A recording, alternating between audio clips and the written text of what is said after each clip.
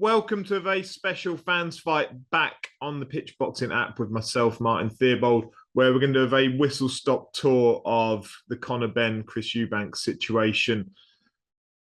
I think it's important to try and consider this from all perspectives, consider all the information that's out there. I'm going to start it off, though, with the root cause, the test that has been apparently failed, albeit nothing officially failed. Need to be very, very clear about that. They're calling it an adverse analytical finding. So it's only the A sample that's failed on a VADA test, apparently. The B sample is yet to be tested. Why? Don't know. From what I have heard, this was early September that the test was failed. Eddie Hearn yesterday on one of the many interviews that he did said that, when you understand what they're looking at and the specialists that would be required to interpret the data, you'd understand why it hasn't been tested yet.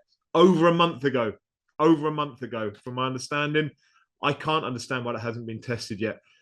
To me, feels very much like unless the Daily Mail broke this story, we wouldn't know about this story.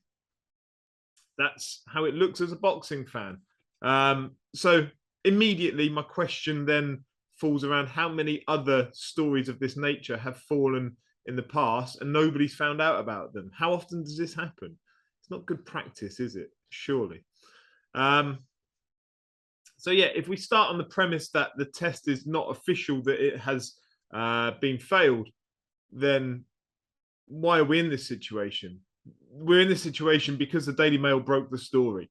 If it wasn't for them doing so, then I'm pretty sure we'd never hear about it, because by all accounts that we've heard from those involved, this has been known about for a little while. And they were still going to go ahead with Saturday night regardless. And they still may go ahead with Saturday night regardless. It was never meant to be that we would know about this. I am very, very confident about that. So let's look at it through a number of different perspectives. And we'll start with those men that are stepping into the ring on Saturday nights. I think ultimately that's what it comes down to. All these other people are just making money out of two people stepping into the ring. That's a fact. The Sauerlands, Hearn, the British Boxing Board of Control, the O2 Arena, the Zone. They're all people that are making money out of two people stepping into the ring. It's a fact. Conor Benn has, again, going to be careful with my words here. He's the one that is in question around his drug test finding from the VADA result. Should he even be getting into a ring on Saturday night? And I mean that from a number of different areas. One being, is he a drugs cheat? We don't know that for certain. But, you know, there are these stories going around. But take that away for a second. He's entirely distracted right now by this. I fail to believe anything different. Conor Benn will not have his eye on the ball for this fight. Is that the mindset of somebody who should be getting into a ring on Saturday night? I'm not convinced. I'm really not convinced. But yeah, I mean, that takes away the moral aspect of, should somebody who has apparently had this found in his system, should they be stepping into a ring? From my view, absolutely not. What about the other person in the ring, Eubank Jr? He's a fighter. He's going to want his pay out of all of this. Let's be clear. He's been in camp. He's probably mentally banked the millions of pounds that he's going to be getting out of it. Now, did he or did he not know about the failed test? The stories are slightly different, but according to Eubank Jr. himself yesterday, he didn't know, and he hadn't had contact with Conor Benn. And yet other sources tell you that he did know about it and was going to go ahead with it. It shouldn't be down to the fighter, ultimately. There should be those that are safeguarding the fighter's position so he doesn't put himself into harm's way unnecessarily. But if he did know about it, and he was still willing to go ahead with it, in my view, only my view, he's complicit with the whole thing, Eubank Jr. And I'm a Eubank Jr. fan. I'm not here to criticise him necessarily. And I understand he wants to get paid for it.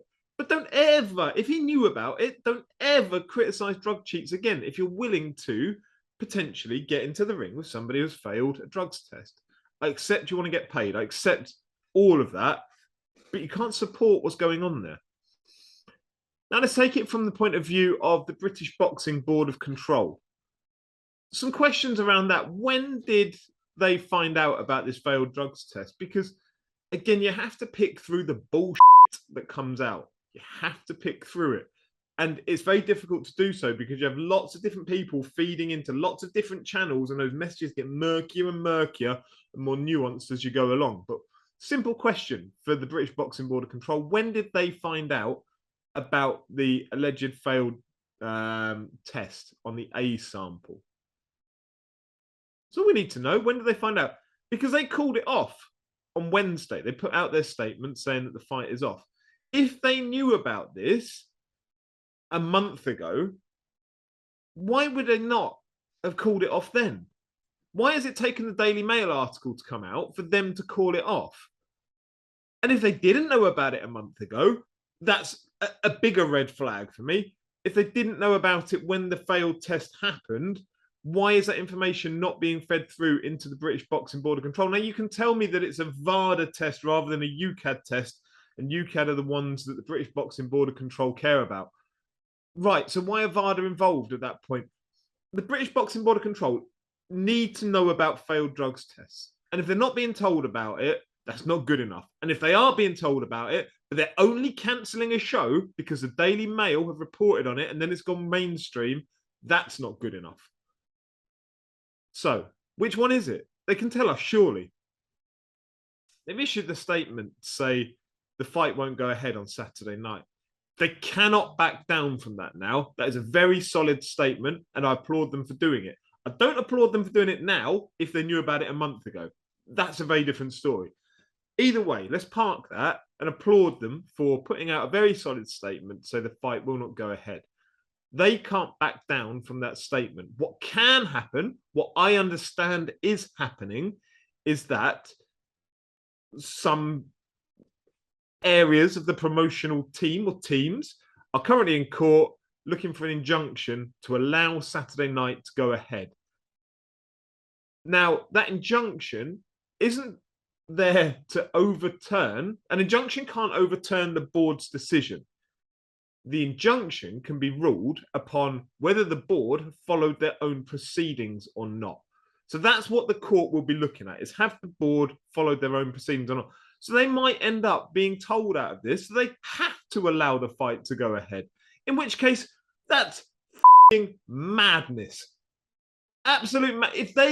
If they have come out and said, we can't allow it to go ahead, but a court comes out and says, sorry, a certain promoter has challenged this and said it must go ahead now because you haven't followed your own proceedings, and they have to license it, that's madness.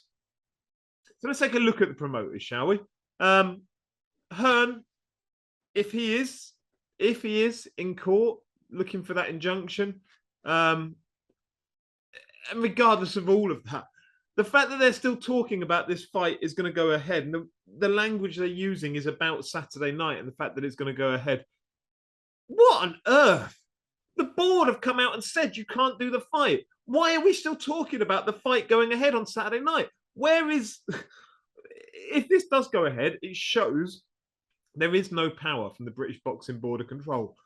If a promoter can simply use the courts to make it happen or put the pressure on to make it happen, awful, awful. But park all of that morally, why, if the British Boxing Board of Control say no, is there the ability of a promoter to say yes? If the British Boxing Board of Control have deemed that it's not safe to go ahead, why is it okay for the promoter to say, yes, we're going to go ahead with it? Dreadful.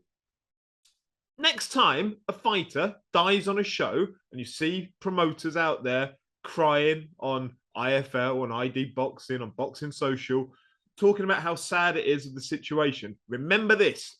Remember this. When a fighter has failed one part of their drugs test, you've got promoters out there trying to overrule the British Boxing Board of Control so they can get that fighter in a ring on Saturday night. What the f***? Sauerlands, they shouldn't be getting out of this scot-free. They absolutely shouldn't. They've got a duty of care, surely, as the promoters of their boxer, Eubank Jr. They've got a duty of care. They knew about this a while back, even if they knew about it yesterday. Surely their duty of care is to say, no, our boxer cannot go ahead with this. We cannot allow him to step into the ring with somebody who's got this hanging over their heads. I'll go back to that distraction thing for Conor Benn. Same for Chris Eubank Jr., surely. But they came out, the Sauerlands, and said that they had expert medical opinion that said they should allow it to go ahead. Cool. Okay, name them. Name that expert medical opinion that has given you their opinion to say it's perfectly fine for your boxer to go into the ring with another boxer who has potentially failed this drugs test. Who's that? Who's giving that advice out? And let's look at it as more wide scale, the repercussions. What happens in the future if fighters fail drugs tests and this is allowed to go ahead as a fight on Saturday night? What happens in the future for any fighters that fail drugs tests?